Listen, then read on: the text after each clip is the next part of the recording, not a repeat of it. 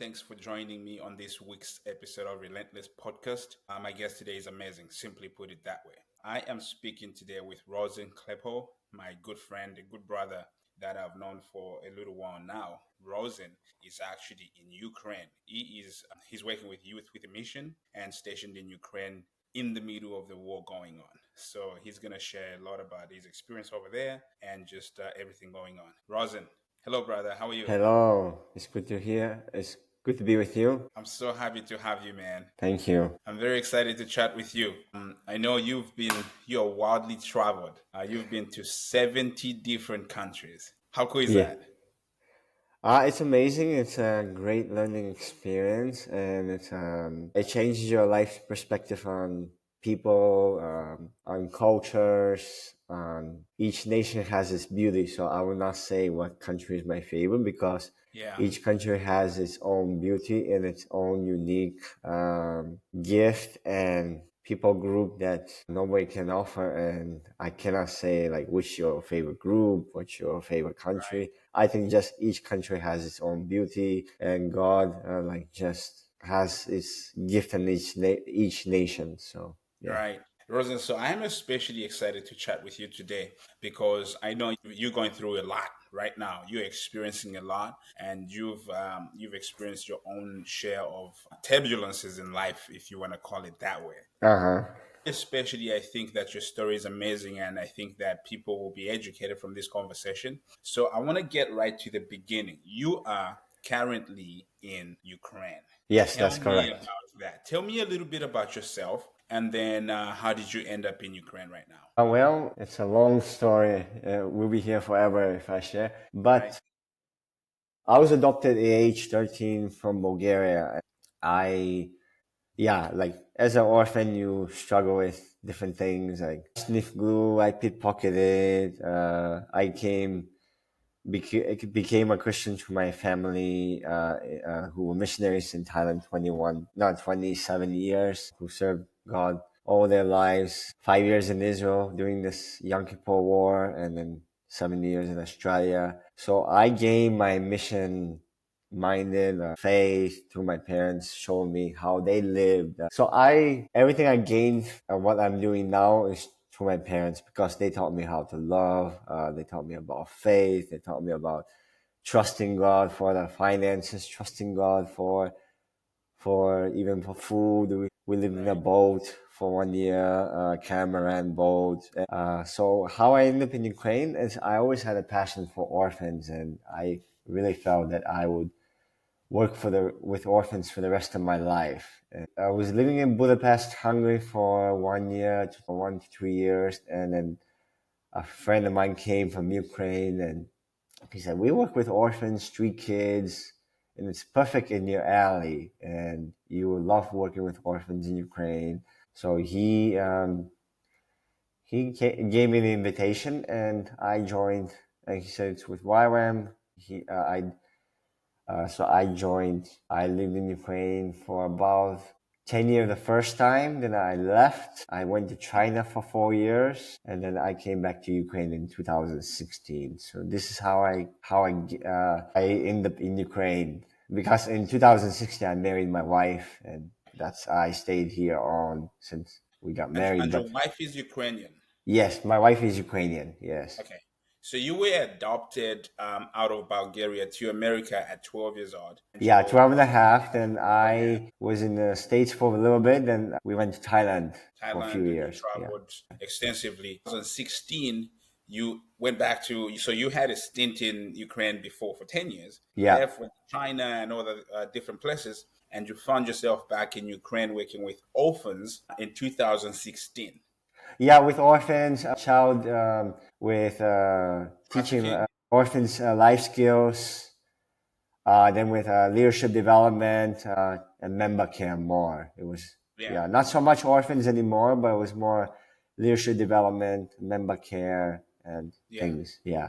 So all of this is going on. In 2016, you are back in Ukraine, and so much has gone on. Take me back to last year, about this time.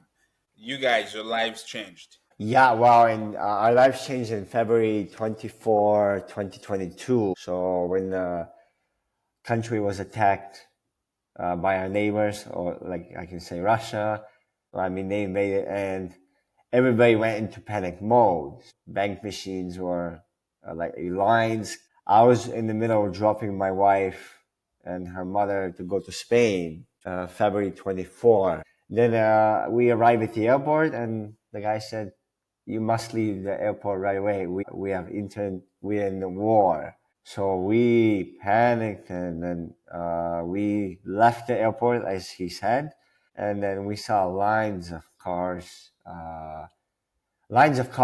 to the gas stations. So we were thinking what to do. And so I panicked and I said, my wife, maybe we should leave. And so we packed our bag that night and I had to wait for 2 hours for gas to fill up because next morning we are leaving for the border to go to Poland. So I waited. It was quite long lines, like waiting 2 hours on lines for gas, and people were packing up. You were seeing people on suitcases trying to pack, and then we left the country, but we were stuck in the border 33 hours with friends who were pregnant and another girl, and 6 kilometers took us 34 hours to Cover complete. 6 kilometers. Yeah, to leave the country. But after that, we left. Came back after 3 months. So We you had left enough. Japan right after the war began, and then you went to Poland. We went to Poland, but we also went to Texas, Corpus Christi. Our supporters flew us. They said it's better you come, get some rest. It's better you better plan. Stay here for a while and get your head. We have a ranch for you. We have a house for you. You can stay as long Right. as you want. But after 3 months, my wife said it's enough. We cannot live under house to house, people's rules, and she wanted to have our own kitchen and her own schedule. Yeah. So we went back to Ukraine for June 1st, 2022, and then we started helping wherever there's help, and we started to pack food bags uh, at a warehouse, YWAM warehouse. Yeah. I started to take trips to the east every month or even twice a month. I went to the east, where you hear all the rockets. Yeah. So you bring food bags, you're sharing the gospel on the streets. And when they blew up the dam last summer, Yeah. 2023, we went there to pump out water at people's houses. And then we went there every 2 weeks with a van full of supplies, pumps, water filters because all the water drinking was damaged. People can get cholera and Well, the people water can is get, contaminated. yeah, people are getting sick left and right. And you can see rashes, you're getting like skin disease. Yeah. So we were bringing 1,000 filters every month from Netherlands. They were very easy to use. And we started to bring shovels, pumps to people, to villages, so they Yeah. can. So let me take you a little back. So after 3 months, when you decide to go back to Ukraine, what was that like?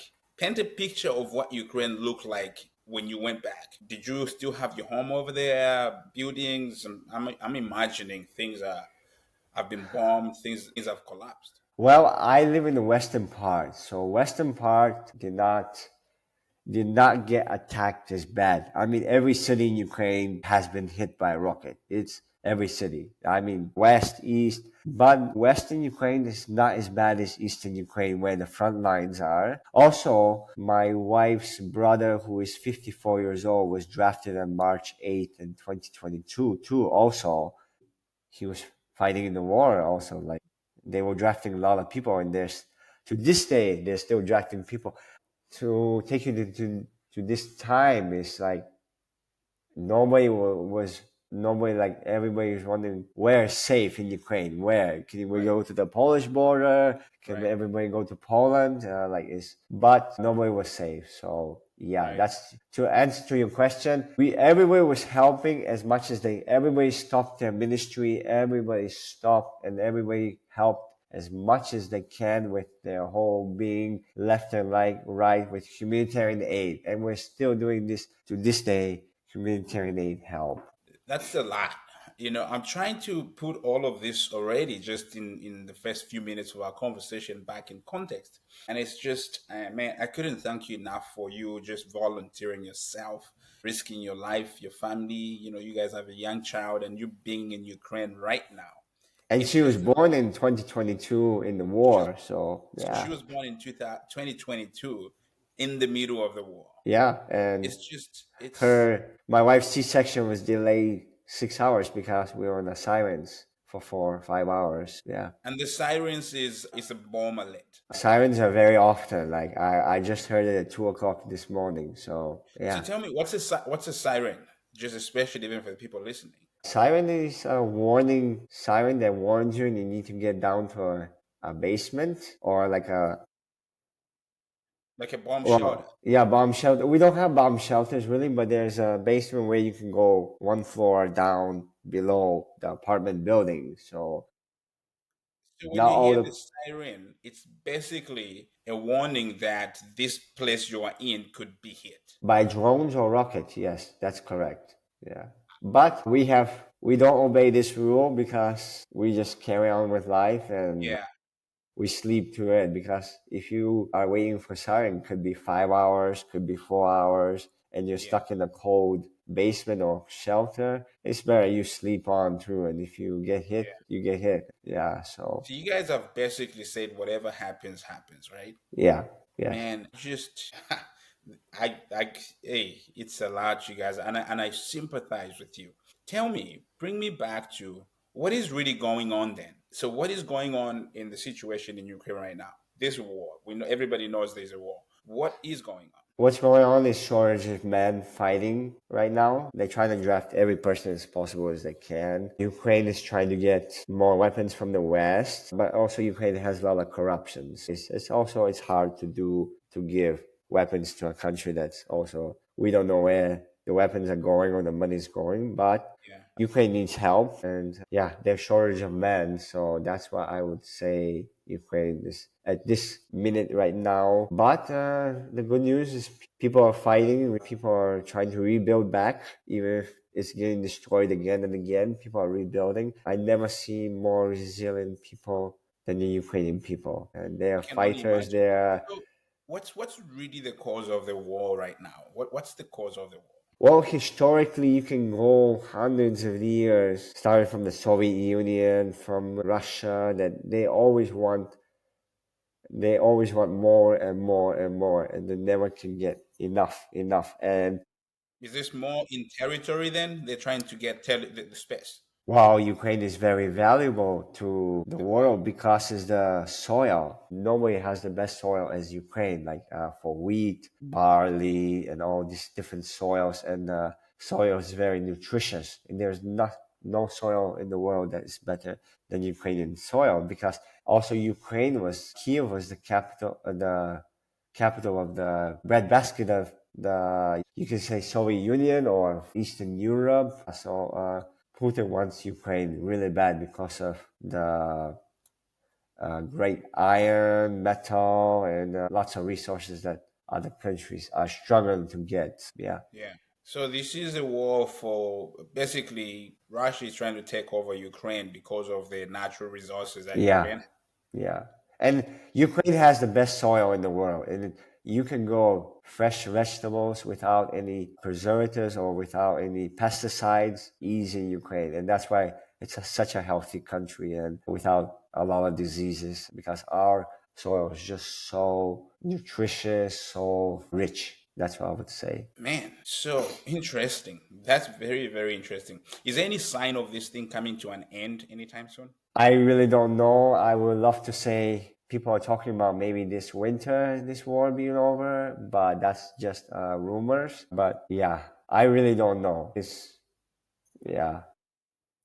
I So, believe, in my mhm, opinion, this is yeah, my personal opinion, that the war will end in Russia. It does not end in Ukraine because there's lots of oligarchs fighting amongst each other, fighting for power. And there's right now, I hear that people in Russia and the political, they don't like each other. There's a lot of people fighting for one person to be in power. And I think Putin has lost his credibility for his own people.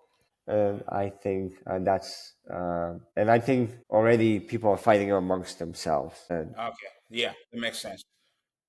Very I think interesting. it will end not in Ukraine.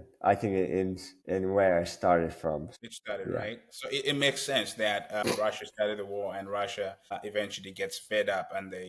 So now it's I guess very hard to imagine that there's a global community watching this happening. I know Ukraine is a big ally of the U.S. because of obviously political interest. Hmm. So the U.S. is obviously trying to support Ukraine, and I've seen that Zelensky has come to speak in Congress and Yeah, things yeah. like. Who else is on your side? Who else is supporting Ukraine?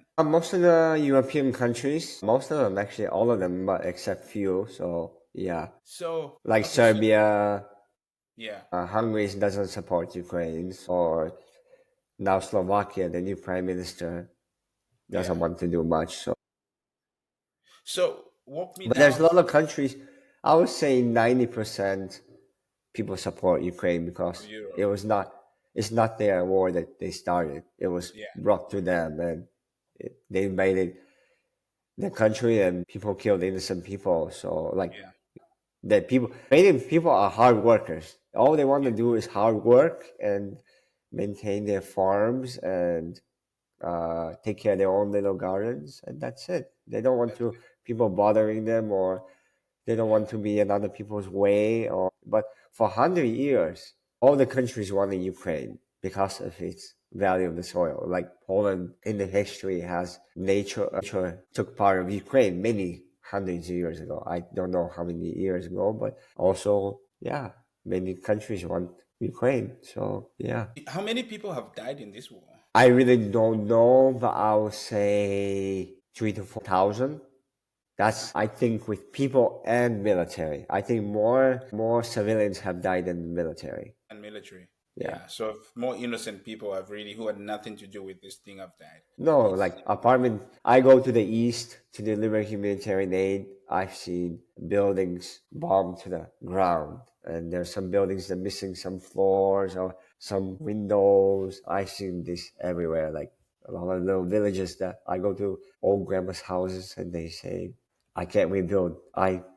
I'm gonna die soon," and that's it. So they move with a family who has a house, and the old grandma moves with them. And I've seen, yeah, the east is almost totally destroyed, and cities, villages are just flat to the is Kiev ground. in the Kiev is in the center. in the center? Yeah, I'm in the west. I'm about 3 hours away from the Polish Okay. border. So walk me through like your day now. So you wake up in the morning. What's your day like?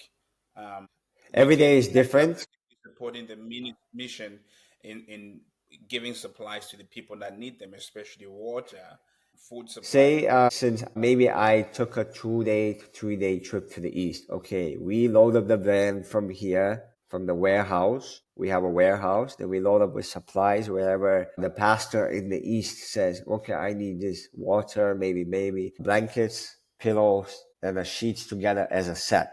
Yeah, So he will give us a list. So we load up from the west and we drive about 10 to 12 hours on a sprinter van. We check into the hotel, then we start meeting with the pastor. Then we say, oh, tomorrow you're going to 7 villages where they got hit. So you deliver blankets, water, you deliver medicines. We bring medicines. We bring anything that the pastor says to that bring they need. that they need at this moment, at this time. Maybe a month ago they said we need more water filters, Yeah, but now it's not needed. So maybe this month they say, well, bring 5,000 food bags, like with rice, pasta, macaroni, salt, sugar, laundry. They're about 20 kilo bags that has everything like food, oil, everything. So yeah. yeah. So So we are when there you to started doing up to this, 3 days. Then we come back, and maybe in another month we'll go back. you go So back. yeah. So when you do this, I'm thinking about the trips that you're taking, the long drives. How exposed are you in these moments? Are you running into? Do you have Russian troops that have actually invaded Ukraine and resident in Ukraine right now, protecting territories? Are they some of those? I mean, I cannot go to the front lines because I need a military. I need a military. clearance. permission, but Yeah. I go close to where I've been close to the front lines, but not to the front lines. But I've been to Kherson, and I've been to Mykolaiv, I've been to Chernihiv, and I've been So to Kharkiv. They're all in the east. They're all also in the east.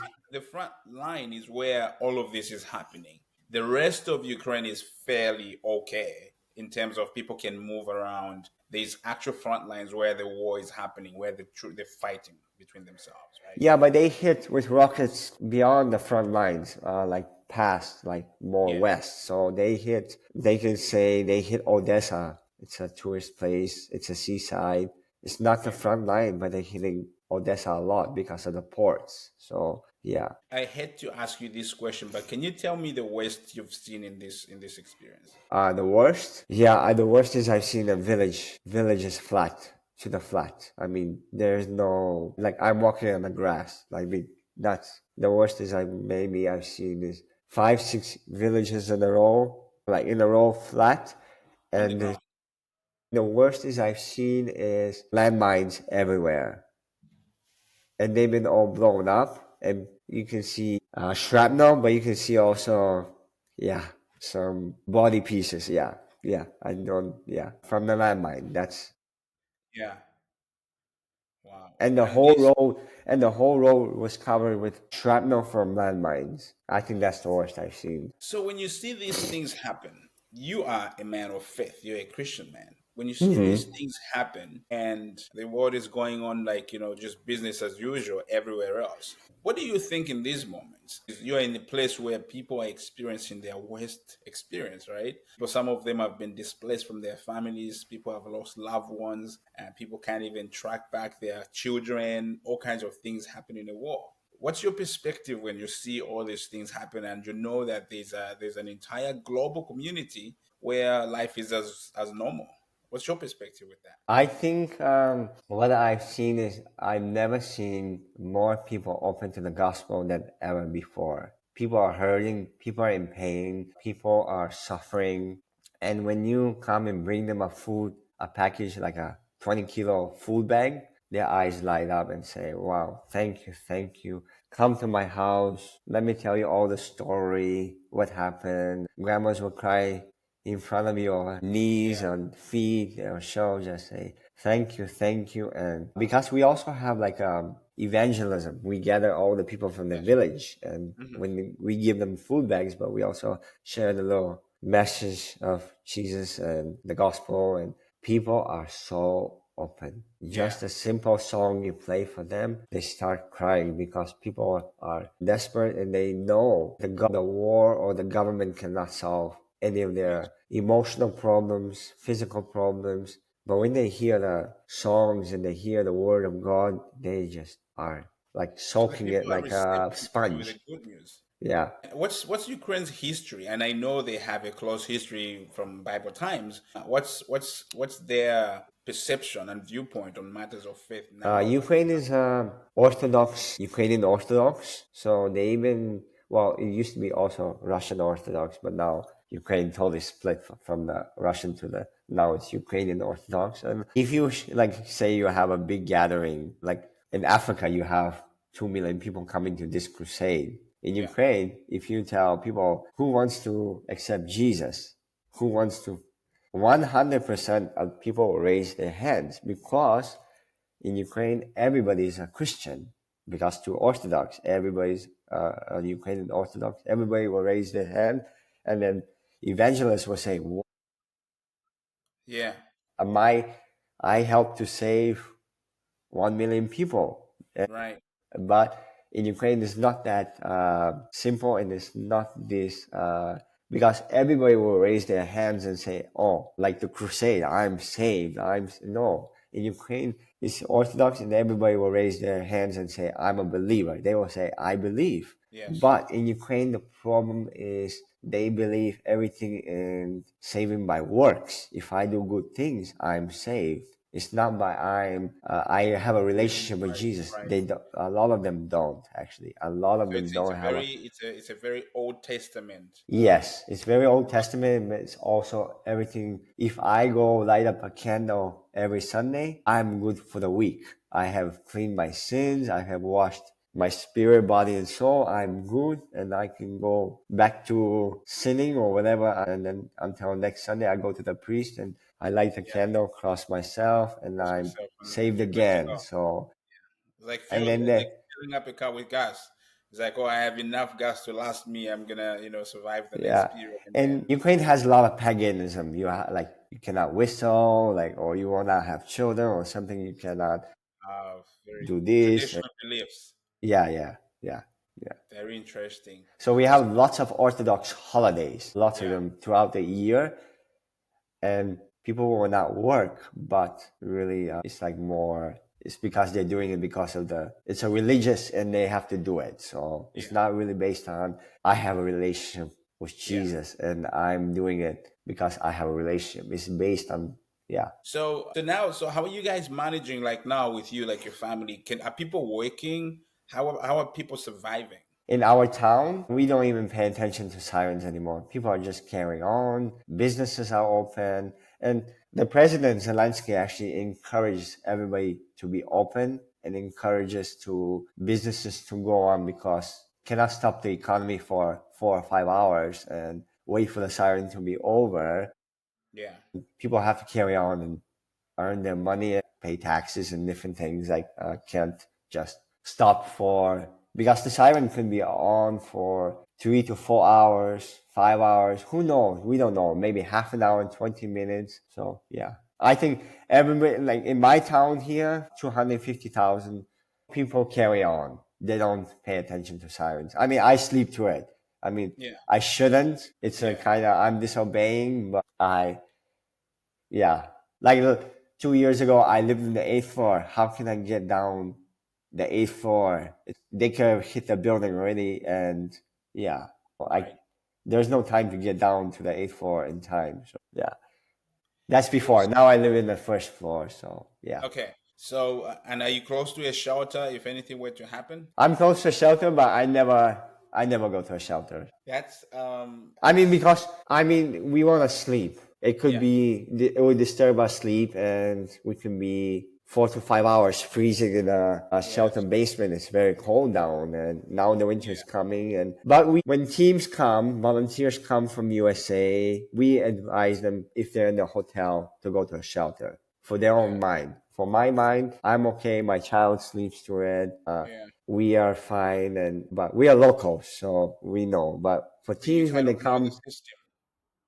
when teams come, we advise them. Yeah, and we have volunteers coming all the time to help So tell from me about the USA a Korean lot. community now. There's obviously a lot of people volunteering with different Christian missions, Yeah, I believe, other religious organizations. yeah. Tell me a little more about Youth with a Mission and specifically how you guys, are able to be in the middle of all of these things and just basically, live, just basically exist within the system. Yeah, Youth with a Mission is in 209 countries, and we here in Ukraine we have four YWAM Youth with a Mission bases, and everybody is trying to do their best as possible to help in this war. So I think all the bases are coming together. We're working together. Say if they need something humanitarian aid from my city to Kiev, then we bring it to them, or whatever they ask us to bring, we can bring to them because we're more supplies come to us first. Then we bring it to Kiev or we bring it to other youth with a mission places if they need to. So Western Ukraine, we are the suppliers for Kiev, or trucks come to Kiev directly to them. So, or yeah, we are all working together. We're partnering together. We don't compete. We just right now, we're working with the churches and youth and mission are working amazingly. Even churches says with our YWAM, we do not know what we would do. Yeah. 90% who solve this humanitarian crisis is the church and youth with a mission has solved the humanitarian crisis in Ukraine, actually. That was official by President Zelensky. He said, if it wasn't for the church, I don't think people will not receive any of food, water, clothing, shelters. We will not receive any without the church. Right, right. Is the school system, I don't think I asked this, are kids going to school still? If there's a long period of shelling and sirens, they will cancel and they will go online. Kids do go to school, but kids also prepare not to go to school. They have to be ready to do online school. So it's also, our schooling is very different. So day to day changes. Today, they will say no school because from the early morning, there was a siren, and some schools don't have shelters, so there's no school. So if they don't have a shelter, they can't have school, obviously, because they're very exposed, right? That is correct. Yeah. Wow. So now, daycares is the same. If they don't have a shelter, then there's no daycare, or if they have a shelter, then if it's for a long period, no, they will cancel also. as much as I don't think this is supposed to be the case and normal, and as much as I hate that's happening, there's a level. It sounds like, and I can tell from just how you sound, there's a level of resilience that these people have about them, and people are learning to just deal with things and basically wake up in the morning and basically just get prepared to deal with whatever happens. Yep. You don't have the luxury. Yeah. We are living on uncertainty 24/7 right now. You have a schedule. You are certain that you are going to work tomorrow. For me, I'm uncertain what the economy is going to do tomorrow, or a bomb can hit 3 kilometers, 4 kilometers from my place, which has happened. 2.5 kilometers has happened just 2.5 months ago. A rocket hit. We felt the shake. We felt the boom. We heard the boom. It was one of our close to our warehouses. It hit, and we don't know. We are living uncertainty every day. So you're telling me, what's the schedule for tomorrow? I don't know what to tell you tomorrow. Right. When are you going to the east? Well, I can say I can go to the east today or tomorrow, but say there's heavy shelling, I cannot. They will say, hey, the pastor will say, no, don't come today. We're in a very heavy artillery attack, and it's for your safety not to come tomorrow or next week. I will tell you in 2 weeks, then we'll talk about it then. So we are living we always have to be cemented in flexibility here. I mean, always, like when teams come, we say, well, you want to come and save Ukraine, you want to come and do this, but you have to be very flexible, because we also have to be flexible, because the government can say, oh, sirens are on, and you cannot do this work today. And so it's uncertainty every day.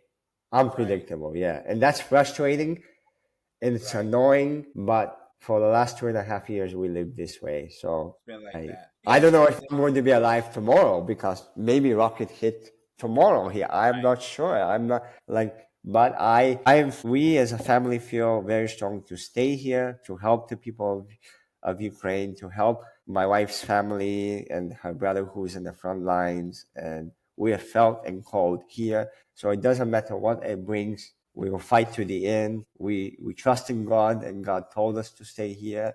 So it doesn't matter what it happens. Unless God says go, which we at first we felt go, but we felt to come back and to help our people. And there's a lot of work to be done, and to rebuild, it's going to take beyond my time. And I'm not going to be alive when we're still rebuilding, I believe. Yeah. The rebuilding would take beyond my lifetime, because it has so much damage. The country was damaged. I don't know. It's going to take beyond. And it's going to take a psychiatrist, a counselor for each person in Ukraine. I was reading an article in BBC, and then one famous counselor said it would take one counselor per person to be emotional free. And for me, everybody's been mentally damaged. Everybody. Sirens, my daughter hears. I hear it. It leaves a mark of psychiatry in me that I'm... It's, man, I couldn't imagine. I was going to ask earlier, have you guys lost anybody close, relatives of your wife, or anybody like that? Wife's brother lost few of his comrades, like few of his soldiers. So yeah, very close friends, very very. They grew up together Yeah. since 5 6 years old. They grew up, and he was in the war also, and Yeah. a rocket landed on his tank and took him away. That's it. So And so there's people that, but also I imagine there's people that have not been accounted for. There's people that have lost loved ones they can't trace. yeah, in Mariupol, Azov, people bodies already rotting there. They don't even know. Yeah, yeah. So But my if brother-in-law was very close to dying. A few rockets were very close, and it's amazing that we have put a intercessory team for him. And he said, if it wasn't for you guys praying, I would not be. I would be dead by now. So I think all the people praying for him now, we have set up at least, I think, 10, 20 people every day praying for him. And I think power of prayer is keeping him alive. He even admits it. He's not a Christian. He doesn't believe, but he admits it that something is going on. He said, yeah, I'm alive.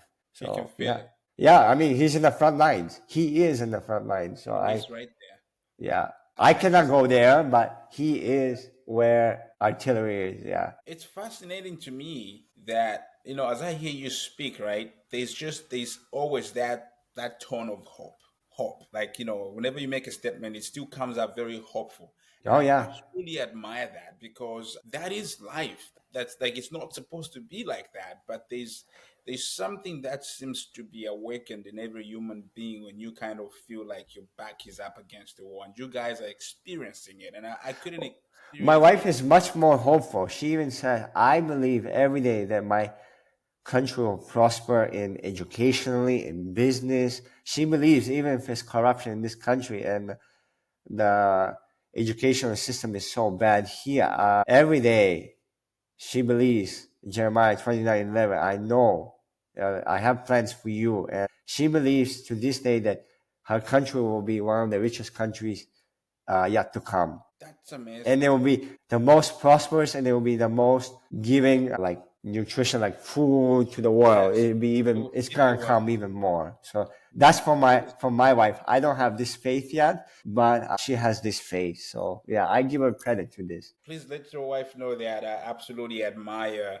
her resilience and her faith. And I'm sure everybody that will get a chance to listen to this and watch you speak will feel the same way. It's just, we go through stuff in life, and you Hmm. go through one or two things, and you think you've gone through the worst of things. That is experience. That is the real experience of life. That you're in the front line. You're seeing dead bodies around you, people rotting, and just like human Yeah. life being lost just that easily.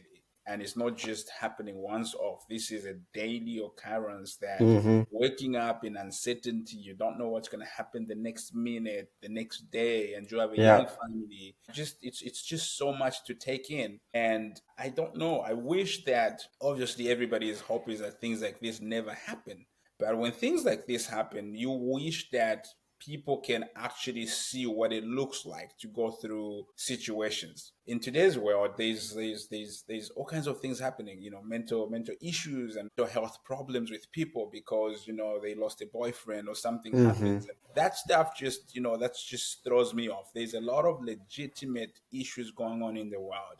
And especially listening to you, you get so much perspective, right? You hear and you see the resolve, the resilience, the absolute devotion of people to a cause and fighting in the front And line. everybody's trying their best to Right. help each other. Everybody I coming mean, together.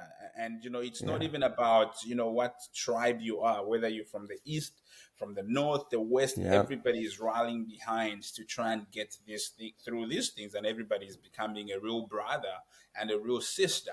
And Hmm. then you have an entire community in somewhere in the US, in Japan or Africa, anywhere, and Hmm. everybody crying about things that really don't really have any substance and value. You see what I'm trying to say? Yeah. it, Yeah. it's just amazing the depth of perspective you can get from conversations like this. And I wish these are the type of stories that the media showed to people, because if you want to look at somebody that understands what resilience means, it would be somebody like you guys experiencing these things. So I absolutely salute what you guys are doing. It's just I couldn't even put myself to imagine life like that. As hard as I experienced life, trying to be a golfer and all of these things, I couldn't even compare my experiences with what you guys are going through. Mm. And it's just amazing. I couldn't thank you enough, especially your wife. And like you guys have people that have said you can just leave that place, come and move in with us, but you've not done that. You've basically said we are staying here. This is our family, our foundation, and you're going to support your people over there. Not Yeah. a lot of people can do that, and I want to tell you that. And on behalf of anybody that will listen to this, thank you for what you're doing. I mean, also another thing is, we felt God was telling us we bought a house here, and that's we're staying. The builders are working on the house, and they're remodeling it, and we are not backing out. We're staying here. This is our home, and we will be here till the end, until this country gets rebuilt and then people are restored to their fully mental and spiritual. We Yes, are here to the end, and yeah, we have a house, so I mean, renting now, but like we are like yeah, right. we have a house, so this is our permanent home, and Yeah. Ukraine will be our home, and we will help the people here. So as much, That just lifts my spirit up so much. It lifts my spirit up so much. And I will get everybody that I know to pray for you guys, especially. I know there's going to be side effects to this, even if the war ended, like we oh discussed yeah, already. There's going to be implications and things like that. And there's a lot of mental effects. And these people will deal with real life issues hmm, beyond now. And some people, unfortunately, will not be able to recover from this because just, the amount yeah, of therapy and trauma people are dealing with is just incredible. It's just too hmm. much. I want for you guys. So, how are you guys sustaining? How can people support you guys? Can people support you personally, or are they supporting you through Youth with a Mission? Tell me a little more about how Yeah. you can receive We are support. with YWAM, Youth with a Mission, and our one of our values is we trust God, and we rely on the body of Christ, individual people to support us financially, individually, or like whoever feels the call of supporting us financially. So we live by support, individuals like churches, whoever feels to help, whoever feels to get behind us, what we are called to do, what we're Right. called to work with children, people in Ukraine with this war. If they believe we're called, then they can support us financially to um, Rosen and Oksana Klepel dot Yeah. com, and it's tax deductible there, and it's Perfect. going to go to YWAM first, then the YWAM will transfer it to us. Oh, perfect. So I'm going to make sure that when we share this to all the platforms, we put in all those links that people can directly support you. So it goes to YYM, Youth with a Mission, Youth, yes, Youth with a Mission, and then Youth with a Mission. Make sure that you guys get any support that you get yeah. because they just have to put in your login code. I have You know, another question. like YWAM just helps processes it, and we are under YWAM, so they Yeah. process our finances. So, yeah. Okay, so I have another question for you, and this is Hmm. kind of my thing.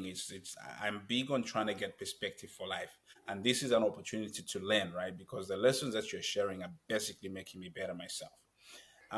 You deal with people in society today that either don't feel like they're beautiful enough, they don't feel like they look good enough. Their boyfriend left them. They lost the job. Life is just so unfair to them. It's, they can't fill up gas for their car, Yeah. and they can't. They're going through things that we consider hard until we speak to somebody like you. If I put you in a room like that with maybe 20 people that think like they are ready to give up on life because all of these things happen to them, right? They just can't figure out, they just don't feel beautiful enough.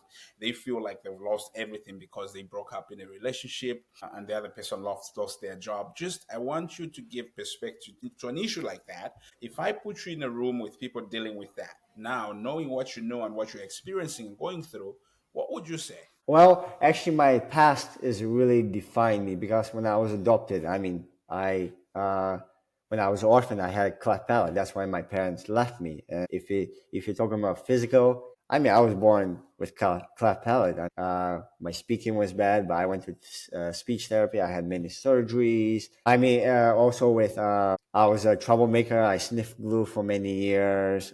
I was almost a part of statistics. This is another orphan statistics in the world, not just Ukraine, but the first year of graduation of orphans of boys, 60% of boys in the criminal and drug world. Girls, first year of graduation, they end up in prostitution or human trafficked. And then 70% of boys were all orphans in the criminal world, and 10% of boys, 10% of orphans commit suicide. So at one point, I was orphan. I was ready to commit suicide. I was ready to jump off the cliff. You know, orphans go to summer camps, Right. and we go to the mountains. So I was ready to jump and roll down and just be dead. But I felt the hand of God just pushed me back. Instead of going forward, You fell backwards, yeah.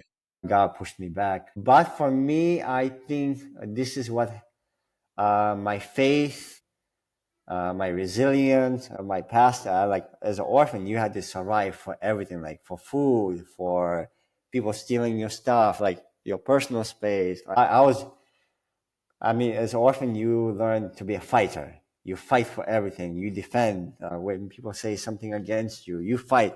You're always in a fight mode. You're never on a. But when I became a Christian, learned how to become a son and not to be an orphan. And when you know your identity in Christ, all this stops. Like trying to please people, trying to know who you are. It's just something leaves me, and it's not like I struggle with it to this day. I do. Like I tend to go back into self-pity. I tend to go back into being an orphan again. But every day I have to say to myself, no, I'm a son, and I'm called what I'm called to do, and he has called me what to do, and I have to be obedient, and I have to accept my cleft palate beauty, and physical, mentally, I have to accept, okay, I'm fearfully and wonderfully made in the Amen. image of God. Yes. Do I talk perfectly? No. I'm maybe 90% I talk okay, but my physical, I used to look at all kids make fun of me how I speak, and I used to be like very shy, self-conscious how I look. But no, now I'm free. And that's what I would say. I'm free from the world telling me who I am, who I should be, what I'm supposed to do. And I'm very confident in who I am now. Before I was not confident in who I am because that's different mentality. You are pathetic. You learn how to beg, and Right. you don't learn how to how to receive from him. And that's how I would say to people is learn to know who you are and be confident in yourself, and to know yourself who you are in Christ. Because if you don't know, you become an orphan, and you become Right. Right. So there's when you actually know a lot of your son, but when you trying to be accept the worldly things, and you want this, then you become orphans. Always want more. As I right. learned, I was in the because every Christmas, many organizations will come to my orphanage and will say, and they will give me this, and I say, no, this is not enough. Give me more. Give me more. Or I work with orphans too, and I come and bring them gifts, and I say, okay, this is a little card. That's all you get. No, Right. give me more, give me more. It's always want more and more and more. And that's like you So if never become satisfied, and you become a pagan, and you become right. a, yeah. So that's for me. Entitled. There's an entitlement that comes Yeah, with it, right? yeah. And it's funny you say that because I want to believe, especially when we've helped, even just knowing a lot of people, some people unfortunately even close. It's like there's a level of entitlement that people embrace, especially when you keep giving them. And Hmm. there's a lot of orphans that actually do have parents. It's because they know nothing more than just to receive.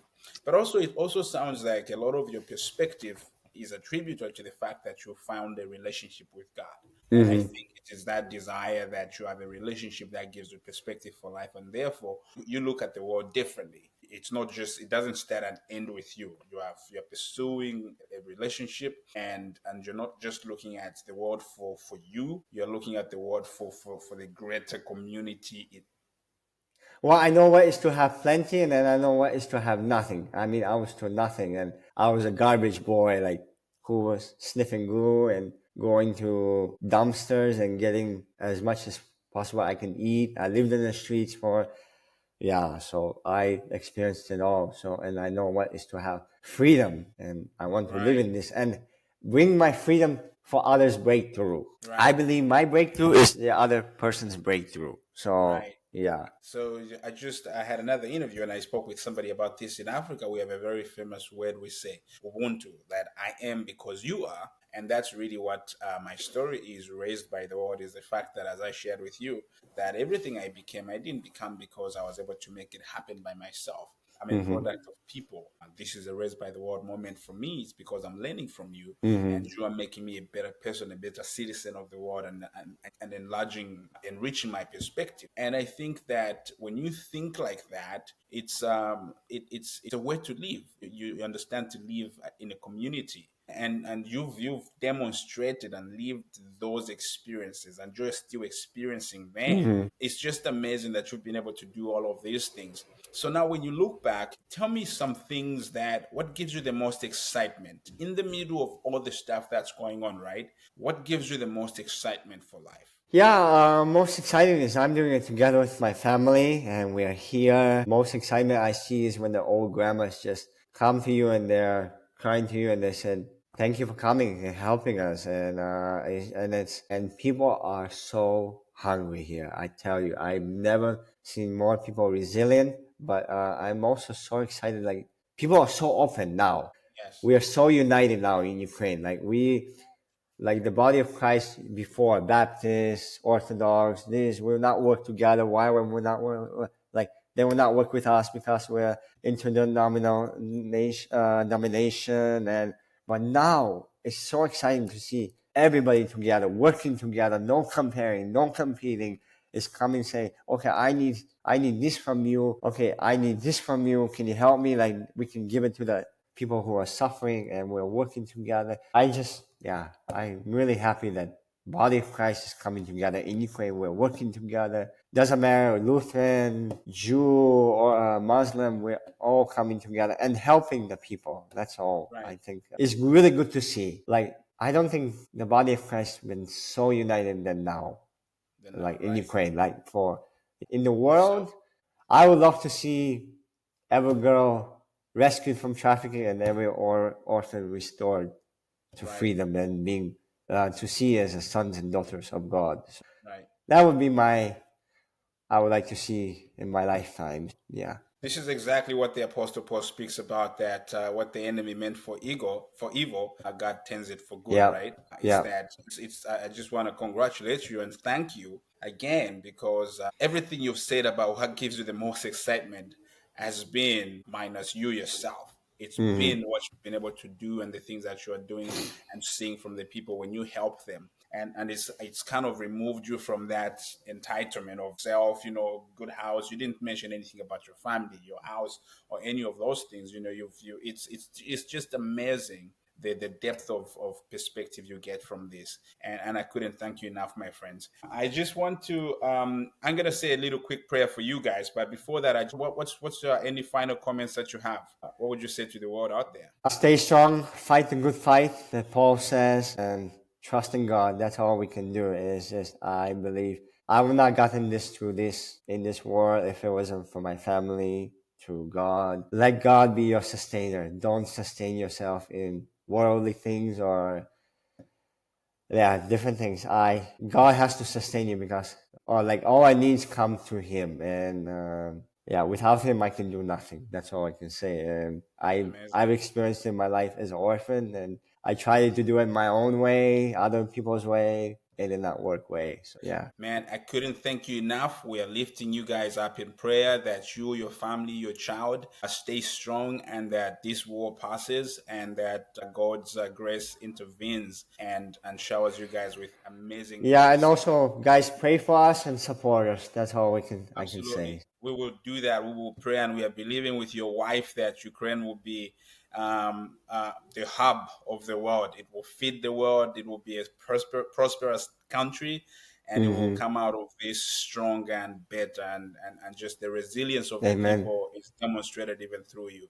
Thank you so much for taking the time to speak with me, my friend. I will wish you well, and we will support you as much as we can. Yeah, thank you very much. Take care, brother. All the best. Okay, blessings. Take care. Bye.